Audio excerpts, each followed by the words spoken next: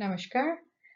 इस प्रेजेंटेशन में आपका स्वागत है और हम बात करेंगे बच्चे और युवाओं में कुछ होने वाले सामान्य मानसिक स्वास्थ्य मुद्दे। ये project improving newcomers mental health through education and community services के अंतर्गत किया जा रहा है और हम आभार व्यक्त करना चाहेंगे family and community support services का, जिनके समर्थन के माध्यम से ये प्रोजेक्ट संभव हो पाया है। इस प्रेजेंटेशन को विकसित और प्रस्तुत किया है डॉक्टर पॉली चावला ने, जो कि एक रजिस्टर्ड प्रोविजनल साइकोलॉजिस्ट हैं। इसे डिजाइन किया है और आज इसे प्रस्तुत कर रही हूँ मैं। मेरा नाम कविता है और मैं इस प्रोग्राम की प्रोग्राम कोऑर्डिनेटर हूँ। अस्वीकरण। प्रस्तुतियों की यह श्रृंखला सार्वजनिक शिक्षा के एकमात्र उद्देश्य के लिए विकसित की गई है और कुछ सामान्य मानसिक स्वास्थ्य मुद्दों पर बुनियादी जानकारी प्रदान करती है। प्रस्तुतियां शोधकर्ता या लेखक के विचारों को व्यक्त करती हैं और जरूरी नहीं है कि वे United Cultures of Canada Association के विचारों का प्रतिनिधित्व करती हों। Family and community support services और यूनाइटेड कल्चर्स ऑफ कनाडा उनके लिए कोई जिम्मेदारी नहीं लेता है। ये प्रस्तुति पेशेवर सलाह नहीं देती है। हालांकि इसमें दी गई जानकारी अच्छी तरह से शोधित है, हम इसकी सटीकता की गारंटी नहीं देते हैं। यूसीसीए प्रत्यक्ष या अप्रत्यक्ष रूप से अपनी सामग्री पर निर्भरता के कारण होने वाली किसी भी नुकसान या क्षति के लिए जिम्मेदार नहीं होगा। यूसीसीए और संपादक कॉपीराइट या अन्य किसी संबंधित मुद्दों के लिए जिम्मेदार नहीं है। लेखक के बारे में। डॉक्टर पॉली चावला अल्बर्टा प्रांत में एक रजिस्टर्ड प्रोविजनल साइकोलॉजिस्ट हैं, जिनके पास लगभग 20 सालों का अनुभव है। उन्होंने 2011 में नई दिल्ली के एक विश्वविद्यालय से डॉक्टरेट इन क्लिनिकल साइकोलॉजी की उपाधि प्राप्त की। वे एक थेरेपिस्ट के रूप में उत्तरी अमेरिका में बसने से पहले अफ्रीका और एशिया में अंतर्राष्ट्रीय स्तर पर अपना काम कर चुकी हैं। पीटीएसडी, कॉम्प्लेक्स ट्रोमा और दूसरी साइकेट्रिक कंडीशन जैसे कि psychotic spectrum disorder, borderline personality disorder, mood and anxiety disorder, eating disorder, chronic pain and motor and vehicle and workplace accidents में विशेषज्ञ हैं। ये सर्वाइवर्स ऑफ अब्यूज यानी दुर्व्यवहार से बचे हुए लोगों को सहायता करने में भी माहिर हैं। ये एक ईएमडीआर थेरेपिस्ट और इंटरनल फैमिली सिस्टम थेरेपिस्ट हैं। इंट्रोडक्शन टू की चैलेंजेस। कौन कौन सी प्रमुख चुनौतियां होती हैं जो बच्चे और युवा फेस करते हैं? तो आज हम बात करेंगे ईटिंग डिसऑर्डर के बारे में। एक ऐसी स्थिति जिसमें भोजन और शरीर की छवि के साथ अस्वास्थ्यकर संबंध होते हैं। हम कई तरह के प्रकारों, मानसिक और शारीरिक स्वास्थ्य पर उनके प्रभाव के बारे में बात करेंगे। सब्सटेंस अब्यूज, बहुत सारे शराब और ड्रग्स का सेवन और उसकी वजह से होने वाला स्ट्रेस, ट्रॉमा और जो अपने पीयर प्रेशर होता है उसकी वजह से ये हमारा कितना नुकसान हो सकता है, वो उसके बारे में और उसके परिणामों का पता लगाएंगे। Self injurious behaviour. Self harm एक कॉम्प्लेक्स इशू है। कई बार बच्चे खुद को नुकसान करना शुरू करते हैं। उसके पीछे की क्या इंटेंस फीलिंग होती है, क्यों उन्हें ऐसा लगता है कि वो हाँ खुद को अगर चोट पहुंचाएंगे तो वो अच्छा होगा, ये किस चीज का, इसका क्या मतलब है और हम इसको कैसे रोक सकते हैं, इस पे बात करेंगे। Gaming and internet addiction. इस टेक्नोलॉजी ड्रिवन जो वर्ल्ड है आजकल का, उसमें गेमिंग और इंटरनेट का एडिक्शन आम हो गया है। इसकी वजह से बहुत सारे लोग इस लत का शिकार होते हैं। उसके क्या क्या सिम्टम्स हो सकते हैं, क्या क्या इसका परिणाम हो सकता है, इसको कैसे रोकें, इस बारे में हम बात करेंगे। अपोजिशनल डेफिएंट डिसऑर्डर, ये एक वो डिसऑर्डर होता है जिसमें कि बच्चे अपने से बड़े किसी भी अथॉरिटेटिव फिगर यानी कि टीचर्स, माता पिता या बड़े भाई बहनों के प्रति अवज्ञा या फिर उनका विरोध करना पसंद करते हैं। और इसके कई कारण होते हैं जिसकी वजह से फैमिली और बच्चों की लाइफ में क्या क्या इम्पैक्ट बढ़ सकता है, उसके बारे में हम बात करेंगे। Parents, educator, health care professionals और कम्युनिटी वर्कर्स का क्या क्या रोल है, वो इसको कैसे बेटर कर सकते हैं बच्चों के लिए और युवाओं को, इस बारे में हम आज थोड़ी अपनी जागरूकता बढ़ाने का प्रयास करें। ईटिंग डिसऑर्डर, भोजन संबंधी विकार, ये है क्या? ईटिंग डिसऑर्डर में इन्वॉल्व होता है परसिस्टेंस और हार्मफुल बिहेवियर जो कि फूड, ईटिंग और अपनी बॉडी इमेज से रिलेटेड हो।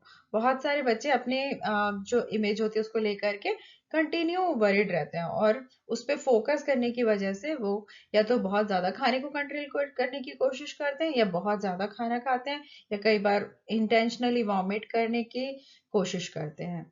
इनके कुछ सामान्य प्रकार हैं। एनोरेक्सिया नर्वोसा, जिसमें कि बिल्कुल खाने को कंट्रोल कर देते हैं, उनको वजन बढ़ने से बहुत ज़्यादा डर लगता है और वो एक अपने शरीर की इमेज को लेकर के इतने ज़्यादा स्ट्रेस्ड हो जाते हैं कि बिल्कुल ही खाना बंद कर देते हैं। इसकी वजह से उनका वेट बहुत ज़्यादा खतरनाक रूप से कम होता है, उनको हार्ट रिलेटेड डिसीजेस, ऑस्टियोपोरोसिस या फिर बांझपन जैसे गंभीर चिकित्सक प्रॉब्लम्स का सामना करना पड़ सकता है। दूसरा है बुलिमिया नर्वोसा। इसमें बहुत ज्यादा खाने के चक्र भी शामिल होते हैं और उसके बाद आदमी पर्जिंग करने की कोशिश करता है। पहले तो ज्यादा खा लिया, फिर उसके बाद उल्टी या बहुत ज्यादा एक्सरसाइज या फिर जो भी डायरिया क्रिएट करने वाले मेडिसिन है उनका यूज करते हैं ताकि व्यक्ति अपना जो है नॉर्मल वेट मैनेज कर सके। तो इस तरह का व्यवहार जो होता है वो उनके डाइजेस्टिव सिस्टम को और हार्ट को बहुत ज्यादा डेंजरसली नुकसान पहुंचाता है। बिंज ईटिंग डिसऑर्डर, जिसमें कंटिन्यूअसली खाना या जरूरत से ज्यादा खाने का बिना किसी सिस्टम के, यानी कि आप अपने आप को पर्ज नहीं कर रहे हैं, यानी अपने खाने से शरीर को यूज नहीं करने दे रहे हैं खाना और उसको कंटिन्यूअसली खाए जा रहे हैं, तो ऐसे लोग बहुत मोटापा जैसे शारीरिक स्वास्थ्य संबंधी समस्याओं का सामना करते ही करते हैं, पर साथ में उनको गिल्टी होती है और उनको बहुत ज्यादा शर्म महसूस होती है कि वो ऐसा क्यों कर रहे हैं। लेकिन ये भी एक तरह का डिसऑर्डर है जो कई बार दवाइयों से या दूसरे माध्यमों से हम कंट्रोल कर। ईटिंग डिसऑर्डर के क्या रिस्क फैक्टर और वार्निंग साइंस है? सबसे पहली बात है कल्चरल और मीडिया इन्फ्लुएंस। जो भी हम मीडिया पर देखते हैं जहाँ पे कि एक स्लिम बॉडी को बहुत ही अच्छे तरीके से प्रेजेंट किया जाता है, उसका महिमा मंडन करते हैं, तो इस तरह से क्या होता है अनरियलिस्टिक एक्सपेक्टेशन हो जाती है बच्चों को। हर एक के शरीर एक जैसा नहीं होता, लेकिन बच्चे सोचते हैं कि जिस तरह से टीवी में मॉडल्स या लोग जो कि आपके जिनको आप देखते हैं या जिनके जैसा बनना चाहते हैं, आप उनके जैसा अपना शरीर करना चाहते हैं। फैमिली एंड जेनेटिक फैक्टर, कुछ फैमिलीज में इस तरह की चीजें ज्यादा देखने को मिलती है। क्यों? क्योंकि वो जेनेटिक भी रीजन हो सकता है। कई परिवारों में जब बड़े लोग जो कर रहे होते हैं बच्चे उनको फॉलो करना चाहते हैं, तो बहुत ज्यादा हाई लेवल का कंट्रोल होता है या बहुत ज्यादा कांस्टेंट प्रेशर होता है कि आप अपना अच्छा दिखें, तो उस चीज में इसका डेंजर बढ़ जाता है। इमोशनल फैक्टर्स, कोई ट्रॉमा होता है या आपको कम सेल्फ कॉन्फिडेंस होता है, आप चिंता करते रहते हैं या आपको लगता है कि मैं परफेक्ट ही दिख जाऊं जैसे भी हो, तो वो ऐसे लोगों के जो अपनी लाइफ को कंट्रोल करने का जो एक इमोशन होता है उसकी वजह से वो ईटिंग डिसऑर्डर का शिकार हो जाते हैं। इसका युवाओं पे क्या इफेक्ट होता है? उनके नॉर्मल ग्रोथ और डेवलपमेंट पे इफेक्ट पड़ता है और जिसकी वजह से उनको कोई मेडिकल प्रॉब्लम हो सकती है, सोशल आइसोलेशन हो सकता है और उनका पर्सनल या एकेडमिक जो सक्सेस होता है वो प्रभावित हो सकते हैं। साथ में इसका क्या, अगर हमको जल्दी पता चल जाएगा तो हम उन अपने जो रिजल्ट्स हैं उनको इम्प्रूव कर सकते हैं और इंटरवेंशन टाइम पे दे सकते हैं ताकि ये समस्या बड़ी ना बने या लॉन्ग टर्म किसी प्रॉब्लम पड़े। Substance use in youth and its impact, है ना? तो कौन कौन सी चीजें हैं जो बच्चे लेते हैं और उनका क्या क्या उनके ऊपर प्रभाव पड़ सकता है। इसमें शामिल है शराब, नशीली दवाएं और बहुत सारी रिक्रिएशनल मेडिसिन। तो आ, बच्चे जो है अक्सर इसको जोड़ते हैं और इसको जब लेना शुरू करते हैं तो वो सिर्फ एज ए रिक्रिएशन लेते हैं, बट ये बहुत ही जल्दी आप इसके ऊपर डिपेंडेंट हो जाते हैं और ये आपकी एडिक्शन या आपकी आदत बन जाता है, जिसकी वजह से आपका फिजिकल, मेंटल और इमोशनल वेलबींग टोटली खराब हो सकता है। रिस्क फैक्टर क्या क्या है? कुछ एग्जांपल्स हैं जैसे कि अल्कोहल, कैनबिस और प्रेस्क्रिप्शन ड्रग्स। पीयर प्रेशर, बहुत सारे लोग अपने साथियों के साथ घुलने मिलने के लिए या सोशल एक्सेप्टेंस के लिए इनको लेना शुरू करते हैं। फैमिली एनवायरनमेंट, कई बार माता पिता की देखरेख में कमी होती है, घर के बाकी के लोग इस तरह की चीजों के एडिक्टेड होते हैं, तो बच्चों को उनको एक्सेप्ट करना या फिर उनको नॉर्मलाइज करना इजी हो जाता है और फिर वो नेक्स्ट जनरेशन में भी इस तरह की प्रॉब्लम्स क्रिएट होती हैं। ट्रॉमा और मेंटल हेल्थ इश्यूज, अगर आपके पास बहुत बड़ा ट्रॉमा है, स्ट्रेस है, डिप्रेशन है, तो आप खुद को ट्रीट करने के लिए, क्योंकि ये सब चीजें आपको थोड़ी देर के लिए अच्छा महसूस कराती हैं, तो आप उन्हें लेना शुरू कर देते हैं और कब आपको उनकी आदत पता लग जाती है पता नहीं चलता। सब्सटेंस अब्यूज के कॉन्सिक्वेंसेस क्या क्या हैं? फिजिकल हेल्थ, ऑफ कोर्स जब आप ये सब चीजें लेते हैं बहुत लंबे टाइम तक तो आपको बहुत सारी स्वास्थ्य से रिलेटेड समस्याएं हो सकती हैं, जैसे कि आपकी इम्यूनिटी कम हो जाती है या फिर आपको आपके जो बॉडी पार्ट्स हैं वो गिव अप करने लगते हैं। लिवर से रिलेटेड प्रॉब्लम तो बहुत कॉमन है। मेंटल हेल्थ और सोशल इफेक्ट क्या क्या होते हैं? अगर आप लेते हैं तो आप फैमिली से और दोस्तों से दूर हो जाते हैं। आपका एकेडमिक जो आप कर रहे थे एकेडमिक्स वो आपके खराब होने लगते हैं। आपका बिहेवियर चेंज हो जाता है। अब इसकी प्रिवेंशन स्ट्रेटेजीज क्या क्या है? घर और स्कूल में इसके बारे में खुले में बातचीत होनी चाहिए। आप बताएं कि इसका क्या गलत प्रभाव पड़ सकता है, ये कितनी डिस्टेंस तक आपकी लाइफ को इम्पैक्ट करेगा। आप बच्चों अगर इस बारे में घर पे अगर खुले में बात कर सकते हैं, तो अगर उनके दोस्त उसको प्रेशर कर रहे हैं तो वो इस बारे में आपसे बात कर सकते हैं, तो आप उनको सपोर्ट कर सकते हैं, उनको किसी निर्णय पे लेने में उनको समझा सकते हैं कि क्या गलत है क्या सही है। तो जितना ओपन माहौल रखेंगे उतना इसका इंटरवेंशन की जरूरत कम पड़ेगी और हम प्रिवेंशन स्टेज पे ही इसको एडिक्शन बनने से रोक सकते हैं। अंडरस्टैंडिंग सेल्फ हार्म, अपने आप को नुकसान पहुंचाना और इसके बारे में इसको हम कैसे समझ सकते हैं? वार्निंग साइंस इसके क्या क्या है? फिजिकल साइंस, आप देखेंगे कि बहुत सारे अनएक्सप्लेन्ड कट्स हैं, चोट है या जले हुए निशान है बच्चों के हाथ पैर पर या पेट पर।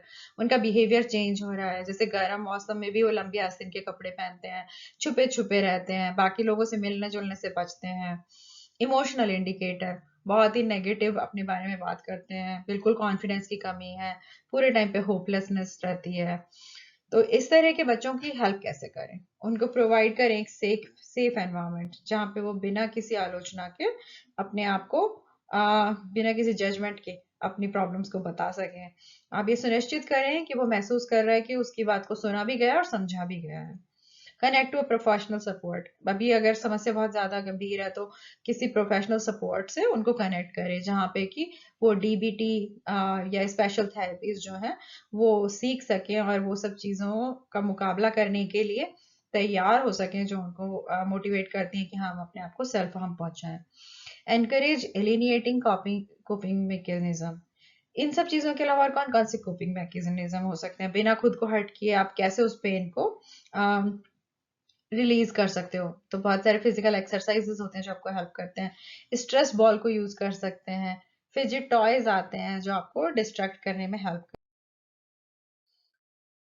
खुद को जानबूझकर पहुंचाया जाने वाला व्यवहार, जिसमें आप खुद को नुकसान पहुंचाते हैं या खुद को चोट पहुंचाते हैं, और ये सब जानबूझ के किया है, जो आपके एक्सट्रीम इमोशंस हैं उनसे बचने के लिए।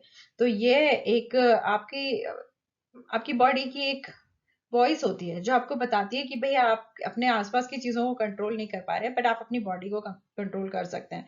तो जब आपको पेन महसूस होता है तो आप सोचते हैं कि हाँ मेरे हाथ में कुछ तो है।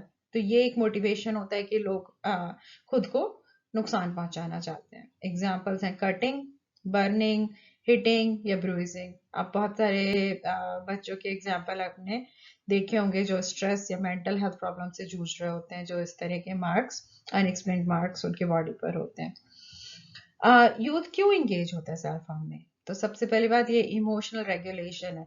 जब आप कुछ नहीं कर पाते, आप सब चीजों से एकदम नम हो जाते हैं, आपको कोई पेन फील नहीं हो रहा है, स्ट्रेस फील नहीं हो रहा है, तो आप या उसको रिलीव करना चाहते हैं, तो ये जो पेन आपको होता है सेल्फ हार्म की वजह से, वो आपको हेल्प करता है। ये एंगर या एक पनिशमेंट का एक्सप्रेशन हो सकता है। अगर आप किसी और को कुछ नहीं कर सकते, आपको लगता है कि मैंने कुछ गलत किया है, तो आप सेल्फ पनिशमेंट की तरह इसको यूज करते हैं, जो कुछ गलतियां होती भी नहीं है बट आपने परसीव कर लिया कि वो गलती है, तो आप अपने आप को उसको पेन को देना चाहते हैं, आप अपने आप को सजा देना चाहते हैं। तीसरी जो इंपॉर्टेंट चीज है कंट्रोल, जब लगता है कि हम बहुत पावरलेस हैं, हम बाकी लोगों को कंट्रोल नहीं कर पा रहे हैं, हमारे साथ अब्यूज है, हम ऑलरेडी बहुत तकलीफ में हैं, तो उस टाइम पे खुद को नुकसान पहुंचाना ही सबसे आसान तरीका होता है। तो बहुत सारे लोग सेल्फ हार्म की तरफ डायरेक्ट हो जाते हैं। डिजिटल ट्रैप, अब ये एक और तरह की प्रॉब्लम है जो बच्चे और युवा आजकल के टाइम में फेस करते हैं, गेमिंग और इंटरनेट की लत। इसका तात्पर्य है कि बहुत ज्यादा एक्सेसिव और कंपल्सिव यूज, यानी आप पूरा पूरा दिन बैठे हैं, घंटे घंटों बैठे हैं, आप अपने टाइम को, आपको टाइम का आइडिया ही नहीं है कि क्या हुआ, आपने आपकी रेगुलर लाइफ जो है वो बहुत ज्यादा सिग्निफिकेंटली इम्पेयर्ड हो रही है। आप रोज के अपने काम नहीं कर पा रहे हैं, वॉशरूम जाना भूल जाते हैं, खाना खाना भूल जाते हैं, या जरूरत से ज्यादा खाना खा रहे हैं जब आप खेल रहे हैं। तो ये सब चीजें आ, इस लत की वजह से होती हैं।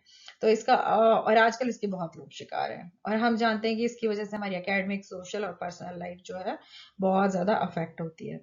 Symptoms and warning science, pre occupation, अगर आप पहले से ऑक्यूपाइड हैं गेमिंग या इंटरनेट गतिविधियों में व्यस्त ना होना और लगातार उनके बारे में सोचते रहना। अगर आपने 2 मिनट के लिए छोड़ा है तो आपको एक एंग्जाइटी हो रही है कि मेरा फोन कहाँ है, मैं देखूं क्या आया, कुछ नया तो नहीं अपडेट है। इनेबिलिटी टू कंट्रोल यूज, आप उसको कंट्रोल कर नहीं पा रहे हैं उसके यूज को, एक बार बैठते हैं तो आप कंटिन्यू चलाते रहते हैं, ये नहीं कि आधा घंटा आपने देखा या 1 घंटा देखा। अनलिमिटेड टाइम, नेग्लेक्टिंग रेस्पॉन्सिबिलिटीज, आप बहुत सारी रेस्पॉन्सिबिलिटीज को नेग्लेक्ट करने लगे हैं, आप स्कूल में नहीं पढ़ाई कर पा रहे हैं, आप फैमिली में कोई अपना रोल नहीं अदा करते हैं, घर के कामकाज में हेल्प नहीं करते हैं, और गेमिंग के कारण आपने सोशली मिलना जुलना या एक्चुअल फ्रेंड से मिलना बंद कर दिया है। विड्रॉल सिम्टम्स, जब भी आप इसे छोड़ने की कोशिश करते हैं तो आप चिड़चिड़े हो जाते हैं, बेचैनी या चिंता का आपको अनुभव होने लगता है। इसके क्या क्या रिस्क फैक्टर हैं, किन किन कंडीशंस में इसके होने के चांसेस ज्यादा हैं। लैक ऑफ सुपरविजन, जब आपको कोई देख नहीं रहा है तो बच्चे कई बार इन सब चीजों की तरफ बढ़ सकते हैं।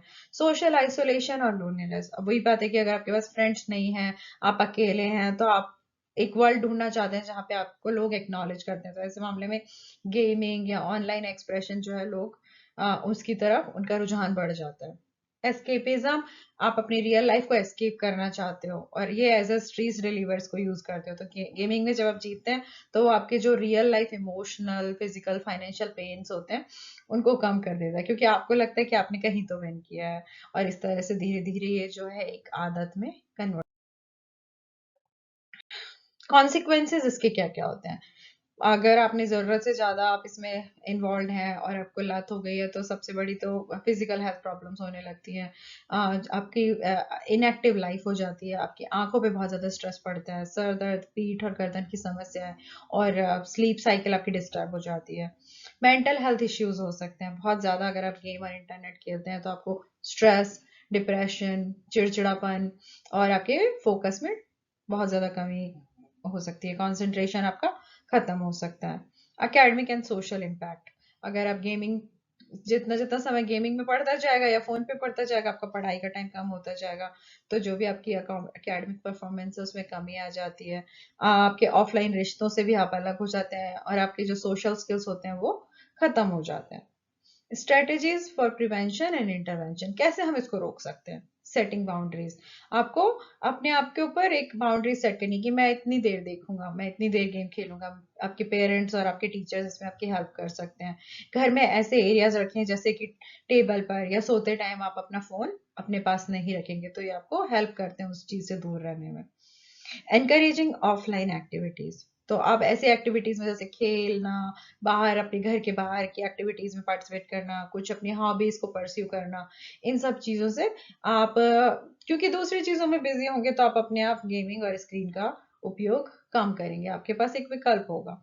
काउंसलिंग और सपोर्ट ग्रुप्स, अगर आपने सब कुछ ट्राई कर लिया है तो आप काउंसलिंग और सपोर्ट ग्रुप्स ज्वाइन कर सकते हैं, जहाँ पे आपके जैसे बाकी लोग होंगे जो बताएंगे कि उन्होंने क्या किया, किस तरह से वो इम्प्रूव किया। आप सीबीटी थेरेपी का यूज कर सकते हैं और वहां से आप नई स्ट्रेटेजी सीखेंगे कि आप अपनी लाइफ को कैसे नॉर्मल बनाएं। अब हम एक दूसरे डिसऑर्डर के बारे में बात करेंगे जिसके बारे में हमने शुरू में बात की थी, अपोजिशनल डेफिएंट डिसऑर्डर। इसमें क्या होता है कि बच्चे अपने पेरेंट्स की, अपने माता पिता की और बाकी जो भी एडल्ट्स होते हैं उनके उनके लिए एक कॉन्स्टेंटली डिसोबीडियंट हो जाते हैं, हॉस्टाइल हो जाते हैं, और उनको जवाब उल्टे सीधे देते हैं, उनसे बात नहीं करते हैं, उनकी कोई भी बात नहीं सुनना चाहते, सही या गलत। तो इसके की सिम्टम्स क्या क्या हैं। फ्रीक्वेंट टेम्पर टेंट्रम्स, उनको बार बार तेज गुस्सा आता है और वो एक अपने आप इमोशनल जो होते हैं उसको रेगुलेशन नहीं दे पाते हैं। आप उनको आराम से बात कर रहे हैं लेकिन वो आपको गुस्से से बात कर रहे हैं। आर्ग्यूमेंटेटिव बिहेवियर, हर चीज में वो आर्ग्यूमेंट करते हैं, सही बात को गलत बात को एक रैशनली नहीं सोचना चाहते हैं।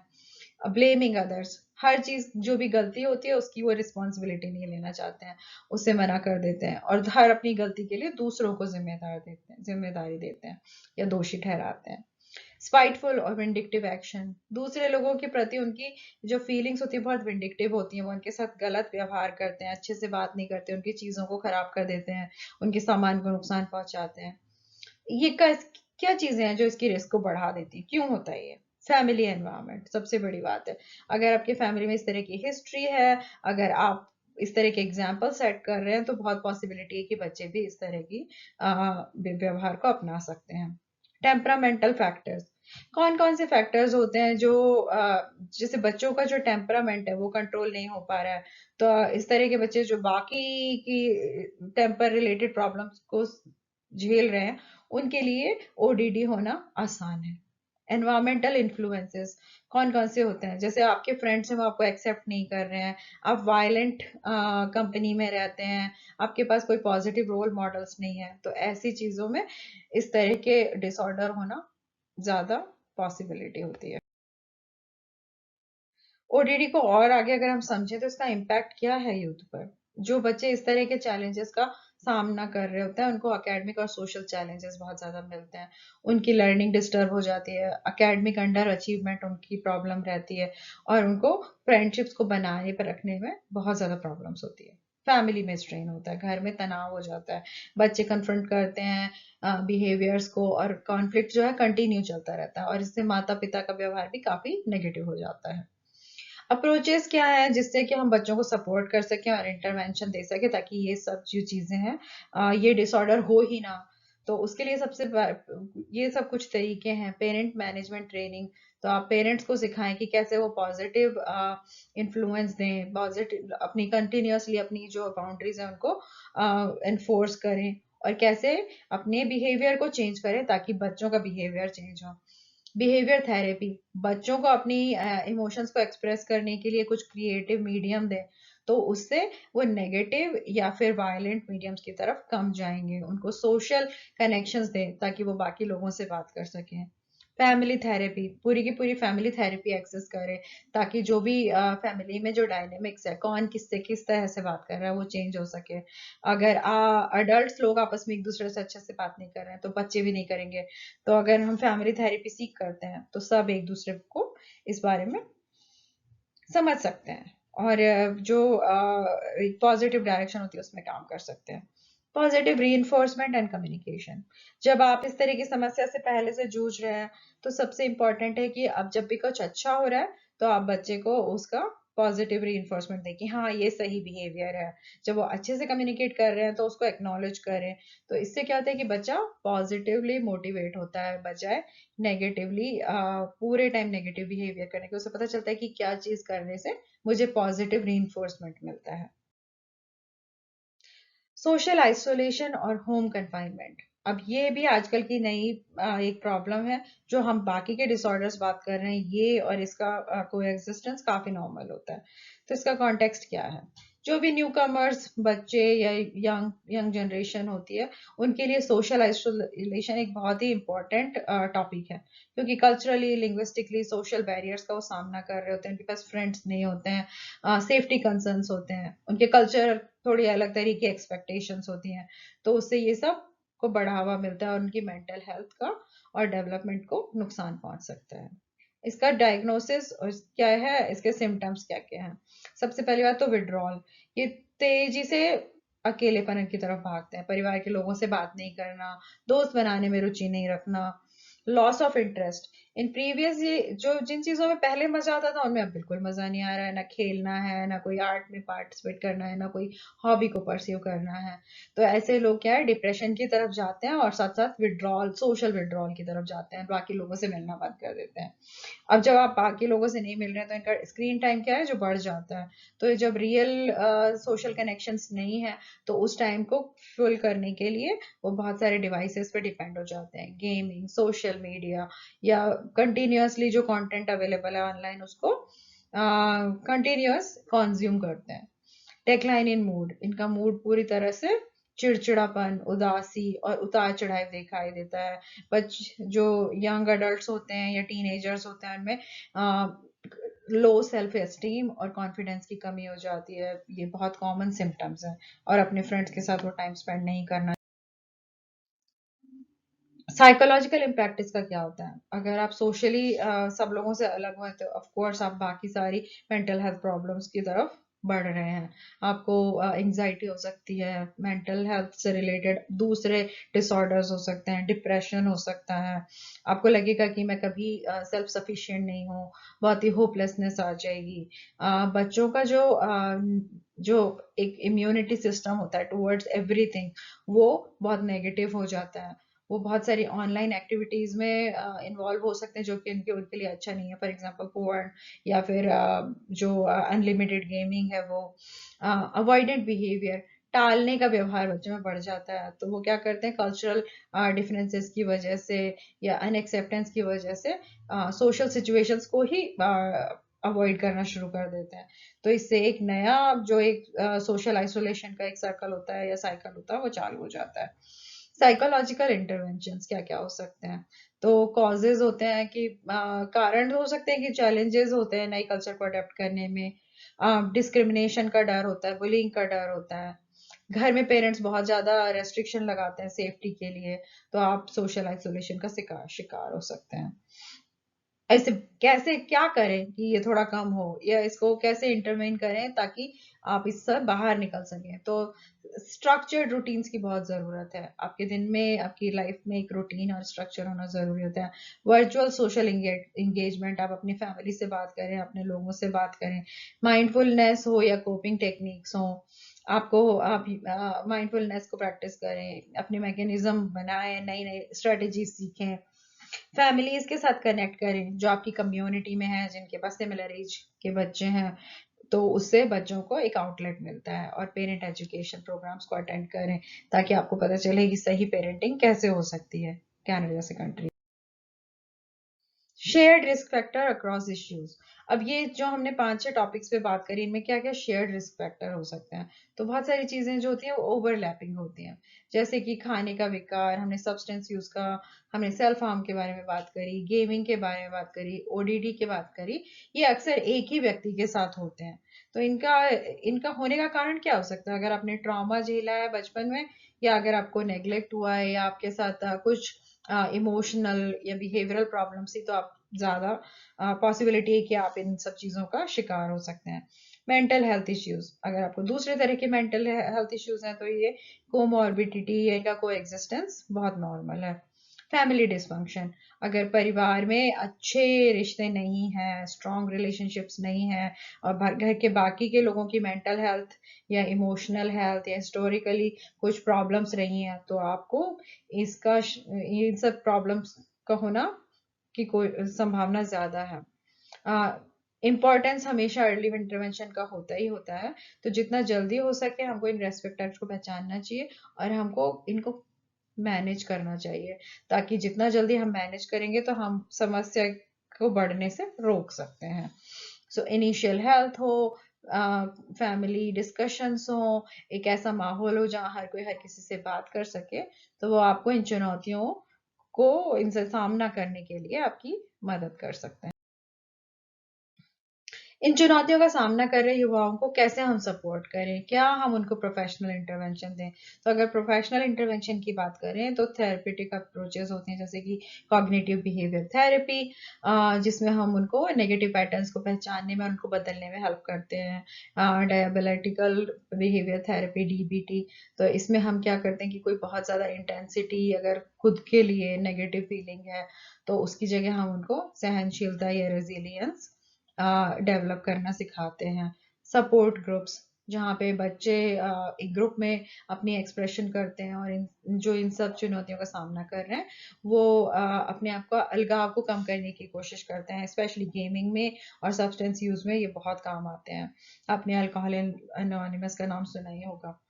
रिहैबिलिटेशन प्रोग्राम्स, बहुत सारे जो सब्सटेंस यूज से या बिहेवियर रिलेटेड जो डिसऑर्डर होते हैं, उसमें इस तरह के प्रोग्राम्स भी बहुत हेल्प करते हैं, जहाँ पे आपको एक्सपर्ट्स हेल्प करते हैं नए स्किल्स को सीखने में, और एक सेफ स्पेस देते हैं जहाँ पे आप इन सब चीजों से बाहर आ सकें। फैमिली का इन्वॉल्वमेंट, पेरेंट्स का गाइडेंस और ट्रेनिंग बहुत इंपॉर्टेंट होता है। और जहाँ पे भी अगर पेरेंट्स का सपोर्ट है और पेरेंट्स विलिंग है कि वो अपने बच्चों के लिए अच्छे से काम करें, तो इम्प्रूवमेंट जो होता है वो बहुत जल्दी दिखाई देता है। फैमिली थेरेपी, अगर पूरी फैमिली मिलकर के थेरेपी एक्सेस करती है, तो हम बहुत सारे मुद्दों को बड़ा होने से पहले ही खत्म कर सकते हैं। Specially substance use, gaming, social isolation, अगर पूरी फैमिली मिलके काम करती है तो बहुत अच्छे रिजल्ट्स आते हैं। कम्युनिटी बेस्ड प्रोग्राम्स, युवा केंद्र जो भी यंग यूथ के लिए जो भी प्रोग्राम है या स्कूल के बाद वाली एक्टिविटीज जो है, वो इनको एक पॉजिटिव आउटलेट देती है जहाँ पे वो अपनी एनर्जी को यूज कर सकते हैं, अपने स्किल्स को डेवलप कर सकते हैं, अपनी जो भी उनके पास सॉलिड पॉइंट्स हैं उनको वर्ल्ड को दिखा सकते हैं। तो वो उनका एक सोशल स्किल्स को डेवलप करते हैं, उनको कॉन्फिडेंस बड़ा करने में मदद करते हैं। अवेयरनेस वर्कशॉप होना जरूरी है। सभी मेंटल हेल्थ जो भी चैलेंजेस होते हैं उनके जो सिम्टम्स हैं उनको पेरेंट्स, बच्चे और टीचर इक्वली पहचान सकें और अपनी जो भी सर्विसेज उनको एक्सेस कर सकें, ये बहुत जरूरी है।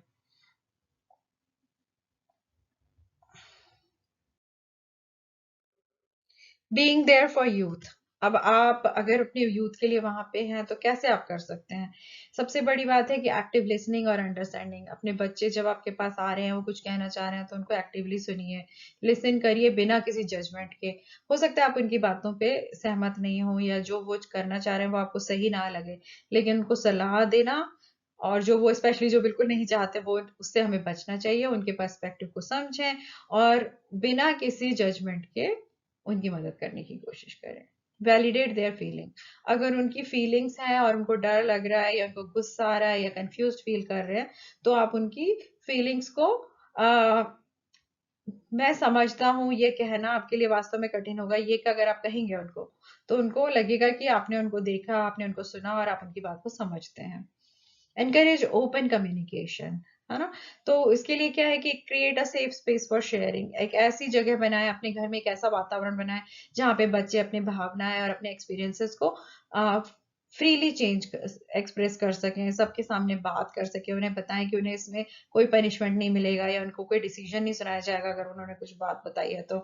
Ask open ended questions. ऐसे क्वेश्चंस पूछें जिसका जवाब हाँ या नहीं हो, वो उसके बारे में आपको डिटेल में बताना चाहें। अच्छा, मैं तुम्हारी मदद कैसे कर सकता हूँ अगर ये प्रॉब्लम है, तो वो भी पूछें। अपने पेशेंस रखें क्योंकि कई बार बच्चों को थोड़ा टाइम लगता है ओपन अप होने में।